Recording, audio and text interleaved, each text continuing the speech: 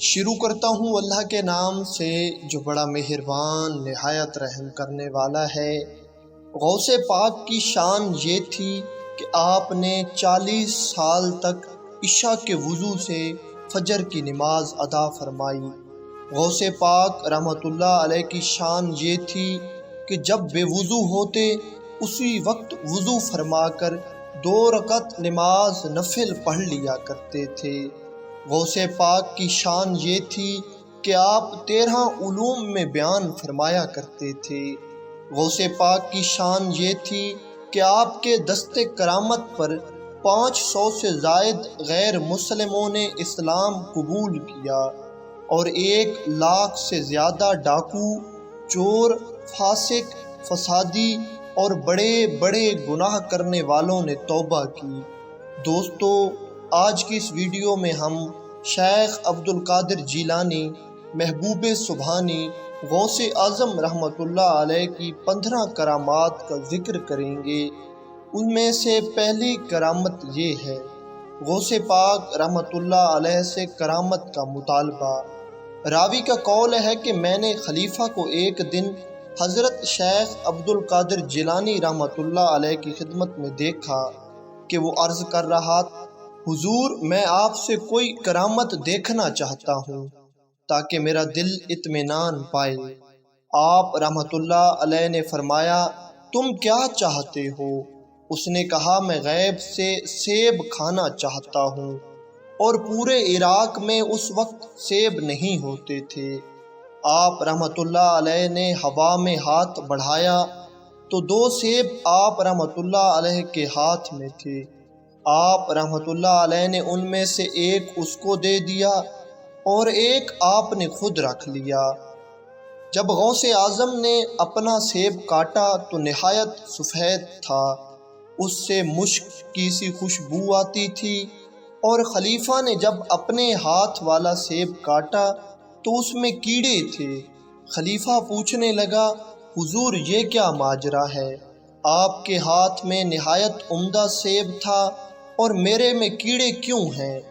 آپ نے فرمایا، اے ابو المظفر، تمہارے سیب کو ظلم کے ہاتھ لگے تو اس میں کیڑے پڑ گئے۔ سرکار بغداد حضور غوث پاک رحمۃ اللہ علیہ فرماتے ہیں کہ جب میں علم دین حاصل کرنے کے لیے جیلان سے بغداد قافلے کے ہمراہ روانہ ہوا اور جب ہمدان سے آگے پہنچے تو 60 ڈاکوؤں نے قافلے پر حملہ کر دیا اور سارا قافلہ لوٹ لیا، لیکن کسی نے مجھ سے کچھ نہ کہا۔ ایک ڈاکو میرے پاس آیا اور پوچھنے لگا، اے لڑکے، تمہارے پاس بھی کچھ ہے؟ میں نے جواب میں کہا، ہاں۔ ڈاکو نے کہا، کیا ہے؟ میں نے کہا، 40 دینار۔ اس نے پوچھا، کہاں ہیں؟ میں نے کہا، گدڑی کے نیچے ہیں۔ ڈاکو اس راست گوئی کو مذاق تصور کرتا ہوا چلا گیا۔ اس کے بعد دوسرا ڈاکو آیا اور اس نے بھی اسی طرح کے سوالات کیے اور میں نے یہی جوابات اس کو بھی دیے، اور وہ بھی اسی طرح مذاق سمجھتے ہوئے چلتا بنا۔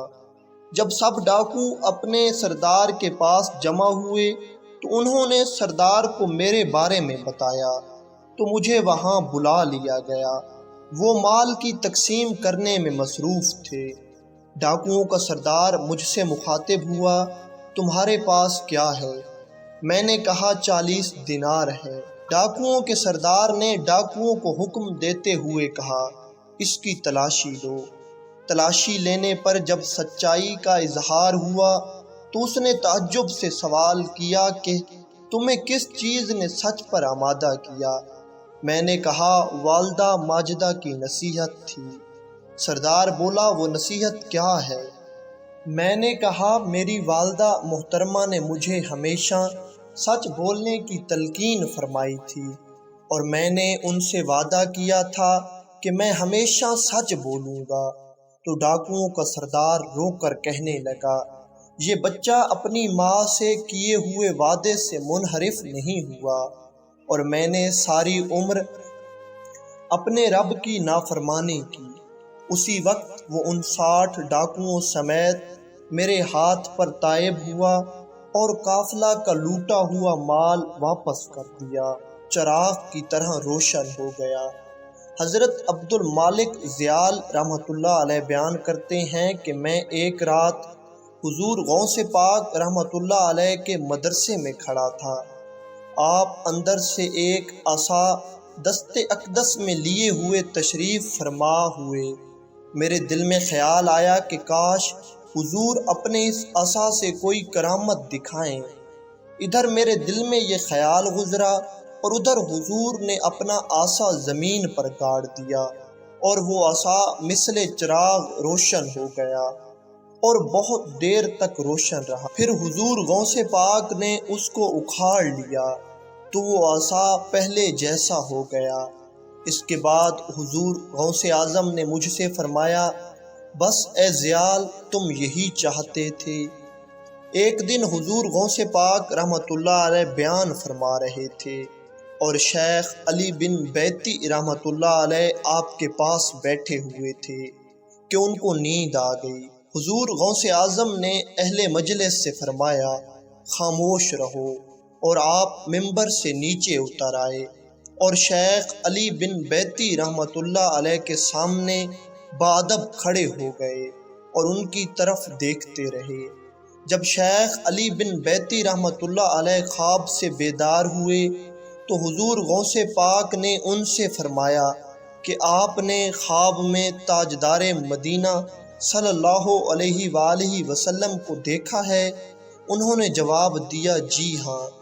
آپ رحمۃ اللہ علیہ نے فرمایا، میں اسی لیے بادب کھڑا ہو گیا تھا۔ پھر آپ نے پوچھا کہ نبی پاک صاحب لولاک صلی اللہ علیہ وآلہ وسلم نے کیا نصیحت فرمائی؟ تو علی بن بیتی نے فرمایا کہ نبی کریم صلی اللہ علیہ وآلہ وسلم نے فرمایا کہ آپ رحمۃ اللہ علیہ کی خدمت میں حاضری کو لازم کر لوں۔ بعد ازیں لوگوں نے شیخ علی بن بیتی رحمۃ اللہ علیہ سے دریافت کیا، حضور غوث اعظم کے اس فرمان کا کیا مطلب تھا؟ میں اس لیے باادب کھڑا ہو گیا تھا۔ تو شیخ علی بن بیتی علیہ رحمۃ اللہ باری نے کہا، میں جو کچھ خواب میں دیکھ رہا تھا آپ رحمۃ اللہ علیہ اس کو بیداری میں دیکھ رہے تھے۔ آپ کی آستین مبارک گیلی ہو گئی۔ ایک روز غوث اعظم رحمۃ اللہ علیہ خطاب فرما رہے تھے کہ اچانک آپ نے اپنی آستین چادر مبارک میں ڈالی اور جب واپس نکالی تو پوری آستین گیلی تھی، اس میں سے پانی ٹپک رہا تھا، لیکن آپ کے جلال کی وجہ سے کسی کو جرت نہ ہوئی کچھ پوچھنے کی۔ کچھ دنوں کے بعد ایک قافلہ بغداد پہنچا جو سمندر کے راستے کشتی کے ذریعے آ رہا تھا۔ اس قافلے کے لوگوں نے ایک عجیب واقعہ بتایا کہ ایک دن زور کا طوفان آیا اور ہماری کشتی ڈوبنے ہی والی تھی کہ ایک شخص نے بے اختیار پکارا، یا عبد القادر جیلانی مدد! ہم نے دیکھا کہ ایک ہاتھ اچانک کہیں سے آیا اور ہماری کشتی کو پکڑ کر کنارے تک بحفاظت پہنچا دیا۔ اس قافلے سے اس واقعے کا دن اور وقت پوچھا گیا تو یہ وہی دن اور وہی وقت تھا جب خطاب کے دوران آپ نے اپنی آستین چادر میں ڈالی اور گیلی آستین واپس نکالی تھی۔ گردن اولیاء پر قدم۔ اس طرح ایک دن حضور غوث اعظم رحمۃ اللہ علیہ ایک مجمع سے خطاب فرما رہے تھے کہ اچانک آپ پر وجد کی کیفیت طاری ہوئی اور آپ فرمانے لگے، میرا یہ قدم تمام اولیاء کی گردن پر ہے۔ آپ کی اس محفل میں عراق کے سب اولیاء موجود تھے۔ یہ اعلان سنتے ہی سب مشائخ نے اپنی گردنیں خم کر دیں۔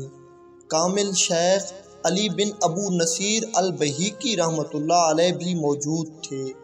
آپ دوڑ کر آگے بڑھے اور سرکار غوث اعظم کا پاؤں مبارک اپنی گردن پر رکھ لیا۔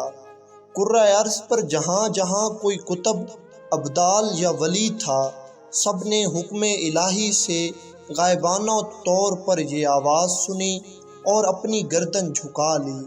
روایت ہے کہ تقریباً 313 اولیاء کرام نے یہ آواز سنی اور اپنی گردنیں جھکا لی۔ حضرت خواجہ معین الدین چشتی اجمیری رحمۃ اللہ علیہ خراسان کے پہاڑوں میں مجاہدے میں مصروف تھے۔ آپ نے بھی یہ آواز سنی اور اپنی گردن اتنی جھکائی کہ سر زمین کو چھونے لگا۔ روایت میں ہے کہ غوث اعظم عبد القادر جیلانی نے فرمایا، معین الدین گردن جھکانے میں بازی لے گیا۔ اصفہان کے ایک ولی شیخ سنان رحمۃ اللہ علیہ معرفت کے بہتے سمندر تھے۔ کئی کرامات سرزد ہوئی تھی۔ آپ رحمۃ اللہ علیہ نے بھی یہ آواز سنی، لیکن غوث اعظم کا مرتبہ پہچاننے میں ٹھوکر کھا گئے اور گردن جھکانے سے اعتراض کر دیا۔ آپ رحمۃ اللہ علیہ کو اسی وقت محسوس ہوا کہ آپ کی ولایت اور سب قوتیں سلب ہو گئی ہیں۔ دامن خالی ہو گیا تو پریشانی نے پاؤں پکڑے۔ سارا ماجرا سمجھ میں آ گیا۔ جہاں تھے وہیں سے بغداد کی طرف دوڑ پڑے اور کئی دن کا سفر کر کے آپ کے آستانے پر پہنچے۔ آپ کا وعظ جاری تھا۔ وعظ کے ختم ہوتے ہی آپ رحمۃ اللہ علیہ صفیں چیرتے ہوئے ممبر تک جا پہنچے اور آپ کے قدم نے تھپکی دی اور پوچھا، کون ہو؟ کہاں سے آئے ہو؟ وہ بولا، یا حضرت میں شیخ سنان ہوں، اصفہان سے آیا ہوں۔ سنان، یہ کیا حالت بنائی ہوئی ہے تم نے؟ شیخ سنان نے روتے ہوئے سارا ماجرا بیان کیا اور معافی کے دستخوار ہوئے۔ آپ رحمۃ اللہ علیہ نے انہیں گلے لگایا اور معاف کر دیا۔ گلے لگتے ہی شیخ سنان کی سلب شدہ درجات و حالات واپس آ گئی، بلکہ ان میں اضافہ بھی ہو گیا۔ آپ رحمۃ اللہ علیہ کی زبان سے نکلا ہوا یہ لفظ حکم الہی تھا۔ دور حاضر کے بھی سب اولیاء کرام آپ رحمۃ اللہ علیہ کے تابع ہیں۔ حضور غوث اعظم کے ایک مرید خاص فرماتے ہیں کہ ایک مرتبہ میں اور شیخ علی بن بیتی رحمۃ اللہ علیہ حضور غوث اعظم کی خدمت میں حاضر ہوئے تو دیکھا کہ ایک جوان دروازے پر پڑا ہے۔ اس نے ہمیں دیکھتے ہی کہا، میرے لیے حضور غوث اعظم سے سفارش کر دینا۔ جب ہم اندر پہنچے تو حضور غوث اعظم رحمۃ اللہ علیہ سے شیخ علی بن بیتی رحمۃ اللہ علیہ نے اس شخص کا ذکر کیا۔ غوث اعظم رحمۃ اللہ علیہ کے ایک مرید کہتے ہیں کہ ایک مرتبہ میں اور شیخ علی بن بیتی رحمۃ اللہ علیہ حضور غوث اعظم کی خدمت میں حاضر ہوئے تو دیکھا کہ ایک جوان دروازے پر پڑا ہے۔ اس نے ہمیں دیکھتے ہی کہا، میرے لیے حضور غوث اعظم سے سفارش کر دینا۔ جب ہم اندر پہنچے اور حضور غوث اعظم رحمۃ اللہ علیہ سے علی بن بیتی رحمۃ اللہ علیہ نے اس شخص کا ذکر کیا تو حضور غوث اعظم نے فرمایا، ہم نے اسے تمہیں دے دیا ہے، جو جی میں آئے وہی کرو۔ شیخ علی بن بیتی رحمۃ اللہ علیہ نے اس جوان سے آ کر یہ کہا کہ میری سفارش تمہارے حق میں قبول ہو گئی ہے۔ وہ شخص فوراً ہوا میں اڑ کر غائب ہو گیا۔ پھر ہم نے حضور غوث اعظم سے پوچھا، یہ کیا معاملہ تھا؟ تو آپ رحمۃ اللہ علیہ نے فرمایا، وہ مرد صاحب حال تھا، ادھر سے گزرا اور دل میں یہ خیال لایا کہ میری مثل یہاں کوئی نہیں ہے۔ ہم نے اس کا حال سلب کر لیا۔ اگر شیخ علی بن بیتی نہ آتے تو وہ قیامت تک یوں ہی پڑا رہتا۔ حضور غوث اعظم کی پیدائش کے وقت کرامت۔ آپ رحمۃ اللہ علیہ کی پیدائش ماہ رمضان میں ہوئی۔ چھوٹے بچے تھے تو سحری کے وقت ماں کا دودھ پیا اور بے خبر سو گئے۔ جب دن چڑھا تو آپ کی والدہ نے بھوک کا خیال کر کے دودھ ان کے منہ سے لگانے کی کوشش کی، لیکن شیخ عبد القادر جیلانی نے منہ دوسری طرف پھیر لیا۔ جب کئی مرتبہ کوشش کے بعد بھی ایسا ہی ہوا تو انہوں نے سوچا شاید ابھی بھوک نہیں ہوگی، جب روئے گا تو دیکھا جائے گا۔ دوپہر کے قریب انہیں پھر خیال آیا کہ بچہ ابھی تک خاموش ہے۔ وہ گھر کے کام کاج چھوڑ کر دوڑتی ہوئی بچے کے پاس آئی۔ گلاب کھل اٹھا، بچے کے ہونٹ پر تبسم کی چاندی بکھری ہوئی تھی۔ انہوں نے پھر کوشش کی بچہ دودھ پی لے، لیکن بچے نے ایک بار پھر منہ دوسری طرف پھیر لیا۔ اب وہ گھبرا گئیں، ننھی سی جان اتنی دیر سے بھوکی ہے۔ انہوں نے اپنے شوہر سے تذکرہ کیا، انہوں نے مشاہدہ کیا، اور پاک باز روح کے آئینے میں سب کچھ ظاہر ہو گیا، کیونکہ شیخ عبد القادر جیلانی رحمۃ اللہ علیہ کے والد بھی اپنے وقت کے بہت بڑے ولی تھے، اور آپ نے یہ فرمایا، یہ بچہ مادر زاد ولی ہے، اس کی بشارت مجھے پہلے ہی ہو چکی ہے۔ یہ بچہ تارک الصوم نہیں ہو سکتا، تم گھبراؤ نہیں، یہ حضرت روزے سے ہیں، افطار کا وقت ہوگا تو یہ بھی افطار کر لیں گے۔ ماں نے بے تحاشا اپنے لال کو چوم لیا، اسے گود میں لے کر یوں اس سے باتیں کرنے لگی جیسے اس کا روزہ بہلا رہی ہوں۔ بچے نے بھی سوچا ہوگا ماں کو کیوں مصروف رکھیں، انہیں اور ہزار کام ہیں۔ رفتہ رفتہ آنکھیں بند کیں اور سو گیا۔ افطار کا وقت ہوا تو آپ کی والدہ نے آپ کو دودھ پلایا۔ اب کی بار آپ نے آسانی سے دودھ پیا اور خوب سیر ہو کر پیا۔ پورے رمضان شریف میں یہی حالت رہی کہ دن بھر دودھ نہیں پیتے تھے، جب افطار کا وقت ہوتا تو سیر ہو کر پیتے۔ حضور غوث اعظم کی دودھ کی عمر میں 2 ماہ رمضان گزرے۔ ان دونوں مقدس مہینوں میں آپ کا حال یہی تھا۔ آغاز سے اختتام تک پورے دن روزے سے رہتے اور افطار کے وقت دودھ پیتے۔ عام بچوں کی طرح نہ روتے نہ چلاتے۔ پھول ابھی کھلا نہیں تھا کہ خوشبو ہر طرف پھیل گئی۔ اس علاقے میں روزہ رکھنے کا قصہ عام ہو گیا۔ لوگ دور دور سے اس بچے کی زیارت کرنے کے لیے آنے لگے۔ شیطان سے مقابلہ۔ شیخ عبد القادر جیلانی رحمۃ اللہ علیہ نے بارش کے پانی سے پیاس بجھائی اور اللہ کا شکر ادا کیا۔ اچانک بادل کے ٹکڑے سمٹ گئے اور ایک عظیم الشان روشنی نمودار ہوئی کہ آسمان کے کنارے تک روشن ہو گئے۔ اس روشنی سے آواز آئی، اے عبد القادر، میں تیرا رب ہوں، بطور انعام میں نے تیرے لیے سب کچھ حلال کر دیا ہے۔ آپ کو خیال گزرا کہ یہ میرا رب نہیں ہو سکتا، سب کچھ تو پیغمبروں کو بھی حلال نہیں ہوا، تو میں کیا چیز ہوں؟ آپ نے فوراً اعوذ باللہ من الشیطان الرجیم پڑھی اور اسے دھتکار دیا۔ وہ روشنی ظلمت میں بدل گئی اور ہر طرف دھواں پھیل گیا، اور اس سے آواز آئی، اے عبد القادر، تمہیں تمہارے علم نے بچا لیا، ورنہ میں نے اپنے اس مکر سے 70 صوفیاء کو گمراہ کر دیا ہے۔ یہ دوسرا وار تھا اور پہلے سے زیادہ سخت بھی تھا۔ شیطان نے آپ کو اپنے علم کے تکبر میں ڈالنا چاہا، لیکن آپ نے برجستہ جواب دیا، میرے علم نے نہیں، مجھے میرے رب کے کرم نے تجھ سے بچا لیا ہے۔ نبی کریم صلی اللہ علیہ وآلہ وسلم کا لعاب مبارک۔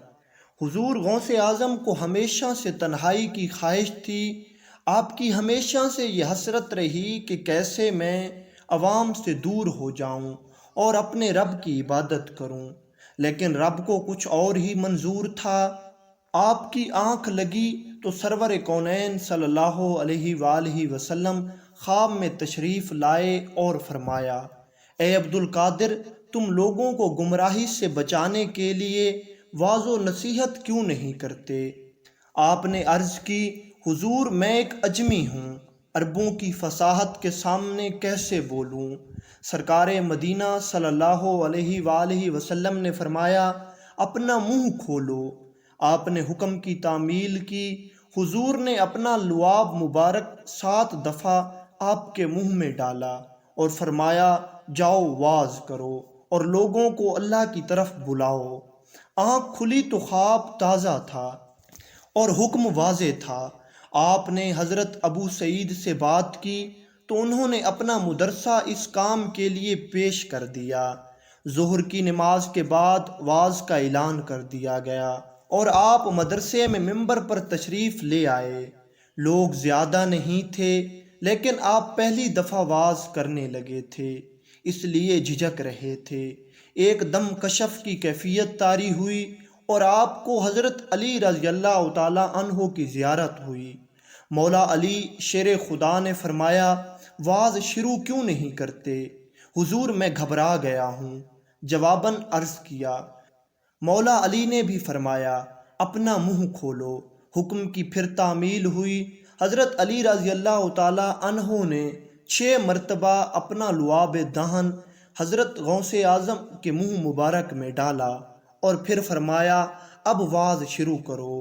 مجمع دم بخود آپ کو دیکھ رہا تھا اور واز کے انتظار میں تھا۔ آپ نے حالت کشف سے باہر آنے پر حاضرین پر ایک نظر ڈالی۔ اس نظر میں کچھ ایسی تاثیر تھی کہ سب پر آپ کا رعب طاری ہو گیا اور آپ نے پرجلال اور غضب کی تقریر کی۔ واز کے بعد سب کی زبان پر آپ کی تقریر کے چرچے تھے۔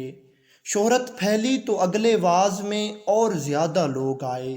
رفتہ رفتہ پورا شہر، امیر غریب، حکمران و غلام، سب آپ کا واز سننے آنے لگے۔ جلد ہی آپ کی شہرت عراق، شام، عرب اور عجم میں پھیل گئی۔ ہدایت کے قافلے عراق کا رخ کرنے لگے۔ آپ کا واز جگہ کی تنگی کی وجہ سے شہر کی مرکزی عیدگاہ میں ہونے لگا۔ کچھ ہی دنوں میں آپ کی تقاریر نے دوسرے سب علماء کے چراغ گل کر دیے۔ ان کی محفل خالی ہو گئیں کیونکہ سب لوگ آپ کی محافل میں بیٹھنے لگے۔ علماء کا ایک گروہ حسد کی وجہ سے آپ کی مخالفت پر اتر آیا۔ انہوں نے آپ کو نیچا دکھانے کے لیے ایک ترکیب سوچی۔ 100 علماء کا گروہ بیٹھا اور انہوں نے یہ فیصلہ کیا کہ ہم سب فقہ کا ایک ایک دقیق مسئلہ سوچ کر آپ کے واز میں جائیں گے، اور جب آپ خلقت کے سامنے خطاب کر رہے ہوں گے تو آپ سے باری باری سوالوں کے تابڑ توڑ حملے کریں گے۔ اگر آپ مصروفیت کے باعث کسی سوال کا تسلی بخش جواب نہ دے پائے تو آپ کی عزت لوگوں میں کم ہو جائے گی۔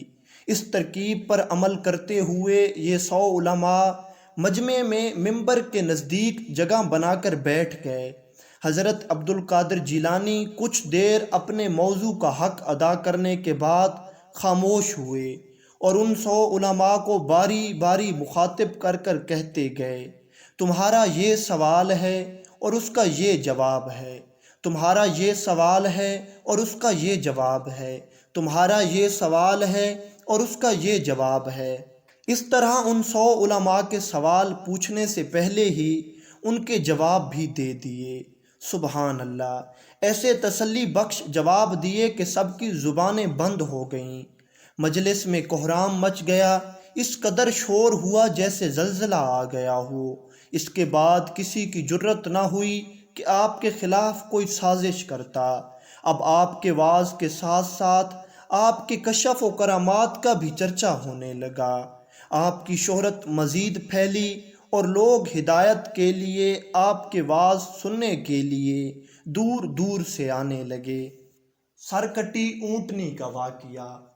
بغداد میں ایک غریب آدمی رہتا تھا جس کے پاس ایک اونٹنی تھی۔ اس کے گھر کا سارا گزر بسر اسی اونٹنی کی وجہ سے چل رہا تھا۔ وہ اس اونٹنی کو بازار میں لے جاتا اور لوگوں کا سامان ایک جگہ سے دوسری جگہ اٹھا کر لے جاتا، اور اس سے جو تھوڑی بہت رقم ملتی اس سے وہ اپنے گھر کا گزر بسر چلاتا تھا۔ ایک دن تقدیر کا کرنا کچھ ایسا ہوا کہ اس آدمی کی وہ اونٹنی مر گئی۔ وہ آدمی انتہائی پریشان ہوا۔ اس کی بیوی غوث اعظم رحمۃ اللہ علیہ کی مریدنی تھی۔ اس نے جب اپنے شوہر کو اس طرح پریشان دیکھا تو اس نے اس کو مشورہ دیا کہ وہ حضور غوث اعظم کے پاس چلا جائے اور ان سے جا کر اپنا مسئلہ بیان کرے۔ وہ ضرور ان کی مدد کر دیں گے۔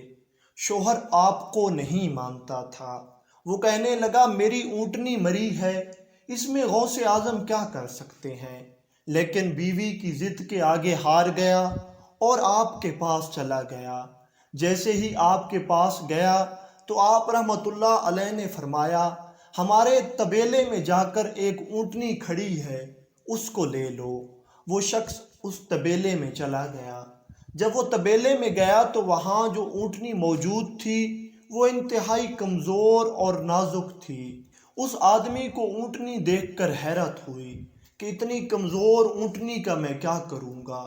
وہ دوبارہ آپ کے پاس آیا اور غصے اور طنزیہ لہجے میں کہنے لگا حضور یہ کیسی اونٹنی ہے، اس کا نہ سر ہے نہ پیر ہے، یہ تو بنا سر کے اونٹنی ہے۔ حضور غوث اعظم نے فرمایا اب دوبارہ جاؤ اور ہمارے طبیلے میں ایک اور اونٹنی کھڑی ہے، اس کو لے لو۔ وہ شخص جب دوبارہ طبیلے میں گیا تو وہاں ایک اونٹنی کھڑی تھی جس کا سر نہیں تھا، اس کی گردن سے خون ٹپک رہا تھا لیکن اس کے جسم میں حرکت ہو رہی تھی۔ اس آدمی نے جب یہ منظر دیکھا تو بہت خوف زدہ ہوا اور بھاگتا ہوا آپ کے قدموں میں آ پڑا۔ آپ رحمۃ اللہ علیہ اس سے فرمانے لگے دیکھا سر کٹی اونٹنی اس طرح کی ہوتی ہے۔ اس آدمی کی سمجھ میں آ چکا تھا کہ یہ میری گستاخی کا صلہ ہے۔ اس نے فوراً توبہ کی اور حضور غوث اعظم سے معافی بھی مانگی۔ آپ رحمۃ اللہ علیہ نے اسے معاف کر دیا اور کئی اونٹنیاں اس کو تحفے کے طور پر دے دیں۔ وہ شخص ان اونٹنیوں کو لے کر گھر آیا اور باقی زندگی اس کی آرام سے گزری۔ سرکار غوث اعظم کی گود میں سانپ کا گرنا۔ حضرت شیخ ابو الفضل احمد بن صالح فرماتے ہیں کہ ایک دن میں حضور سیدنا شیخ عبد القادر جیلانی غوث اعظم رحمۃ اللہ علیہ کے ساتھ مدرسہ نظامیہ میں تھا۔ آپ رحمۃ اللہ علیہ کے پاس فقہا اور فقراء جمع تھے۔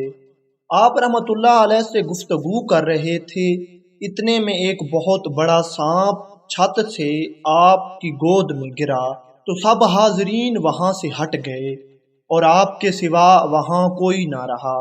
وہ آپ کے کپڑوں کے نیچے داخل ہوا اور آپ کے جسم پر سے گزرتا ہوا آپ کی گردن کی طرف سے نکل آیا اور گردن پر لپٹ گیا۔ اس کے باوجود آپ نے کلام کرنا موقوف نہ فرمایا اور نہ ہی اپنی جگہ سے اٹھے۔ پھر وہ سانپ زمین کی طرف اترا اور آپ کے سامنے اپنی دم پر کھڑا ہو گیا اور آپ سے کلام کرنے لگا۔ آپ نے بھی اس سے کلام فرمایا جس کو ہم میں سے کوئی بھی نہ سمجھ سکا۔ پھر وہ چل دیا تو لوگ آپ رحمۃ اللہ علیہ کی خدمت میں آئے اور انہوں نے سرکار غوث اعظم سے پوچھا کہ اس نے آپ رحمۃ اللہ علیہ سے کیا کہا اور آپ رحمۃ اللہ علیہ نے اس سے کیا کہا۔ آپ رحمۃ اللہ علیہ نے فرمایا کہ اس نے مجھ سے کہا کہ میں بہت سے اولیاء کرام کو آزما چکا ہوں مگر آپ جیسا ثابت قدم کسی کو نہیں دیکھا۔ میں نے اس سے کہا تم ایسے وقت مجھ پر گرے جس میں قضاء و قدر کے متعلق گفتگو کر رہا تھا اور تو ایک کیڑا ہی ہے جس کو قضاء حرکت دیتی ہے اور قدر ساکن کر دیتی ہے۔ تو میں نے اس وقت ارادہ کیا کہ میرا فعل میرے قول کے مخالف نہ ہو، بس یہی باتیں ہوئیں اور اس کے بعد وہ سانپ چلا گیا۔ وقت کے امام کا غرور ٹوٹ گیا۔ امام عبد الغنی بیان کرتے ہیں کہ میں نے اس دور کے بغداد کے نحو کے امام ابو محمد خشاب نحوی سے کہتے ہوئے سنا کہ میں نحو کا امام تھا، غوث اعظم کی بڑی تعریف سنتا تھا مگر کبھی ان کی مجلس میں نہیں گیا تھا۔ یہ نحوی لوگ اپنے کام میں لگے رہتے ہیں، ضرب یضربن میں لگے رہتے ہیں، انہیں ایک ہی ضرب آتی ہے، دوسری ضرب یعنی ضرب القلب سے دلچسپی نہیں ہوتی۔ کہتے ہیں کہ ایک دن خیال آیا آج جاؤں اور سنوں تو صحیح شیخ عبد القادر جیلانی کیا کہتے ہیں۔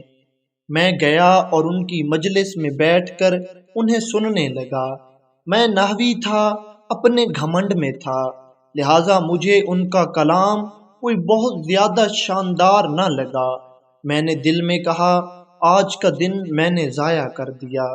بس اتنا خیال دل میں آنا تھا کہ منبر پر موجود غوث اعظم مجھ سے مخاطب ہوئے اور کہا، اے محمد بن خشاب نحوی، تم اپنی نحو کو خدا کے ذکر کی مجلسوں پر ترجیح دیتے ہو؟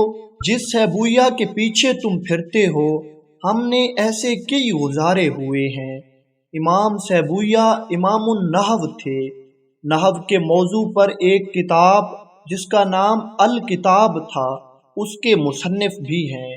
آؤ ہمارے قدموں میں بیٹھو، تمہیں ہم نحو بھی سکھا دیں گے۔ امام محمد بن خشاب نحوی کہتے ہیں کہ میں اسی وقت تائب ہو گیا، آپ کی مجلس میں گیا اور سالہ ہا سال گزارے۔ ان کی صحبت اور مجلس سے اکتساب کے بعد نحو میں وہ ملکہ نصیب ہوا جو بڑے بڑے آئمہ نحو کی کتابوں سے بھی نہ مل سکا تھا۔ پیر دولہ شاہ کا واقعہ۔ ایک بار سرکار بغداد سرکار غوث اعظم رحمۃ اللہ علیہ دریا کی طرف تشریف لے جا رہے تھے۔ وہاں ایک 90 سال کی بڑھیا کو دیکھا جو زاروں قطار رو رہی تھی۔ ایک مرید نے برگاہ غوثیت میں عرض کیا کہ یا مرشدی، اس ضعیفہ کا اکلوتا خوبرو بیٹا تھا، بیچاری نے اس کی شادی رچائی، دلہا نکاح کر کے دلہن کو اسی دریا میں کشتی کے ذریعے اپنے گھر لا رہا تھا کہ کشتی الٹ گئی اور دلہا اور دلہن سمیت ساری بارات ڈوب گئی۔ اس واقعے کو برسوں گزر چکے ہیں، مگر ماں کا جگر ہے کہ بیچاری کا غم جاتا ہی نہیں۔ روزانہ اس دریا پر آتی ہے اور بارات کو نہ پا کر رو دھو کر چلی جاتی ہے۔ حضور غوث پاک رحمت اللہ علیہ نے اس ضعیفہ پر بڑا ترس کھایا۔ آپ نے بارگاہ رب میں برائے دعا دست دراز کیے اور ڈوبی ہوئی کشتی دریا سے برآمد ہونے کی التجا کی۔ ابھی تھوڑی دیر ہی گزری تھی کہ وہ کشتی اپنے تمام ساز و سامان ماں دلہا اور دلہن اور باراتی سطح آب پر نمودار ہو گئی۔ چند ہی لمحوں میں کنارے آ لگی۔ تمام باراتی سرکار بغداد سے دعائیں لے کر خوشی خوشی اپنے گھر پہنچے۔ اس کرامت کو سن کر بے شمار کفار نے آ کر سیدنا شیخ عبد القادر جیلانی رحمت اللہ علیہ کے دست حق پر ایمان قبول کیا، اور وہ دلہا جسے غوث پاک نے بچایا حضرت سید کبیر الدین شاہ دولہ دریائی ہیں، جن کا مزار پاکستان کے شہر گجرات میں مرجع خلائق ہے اور شاہ دولہ پیر کے نام سے مشہور ہیں۔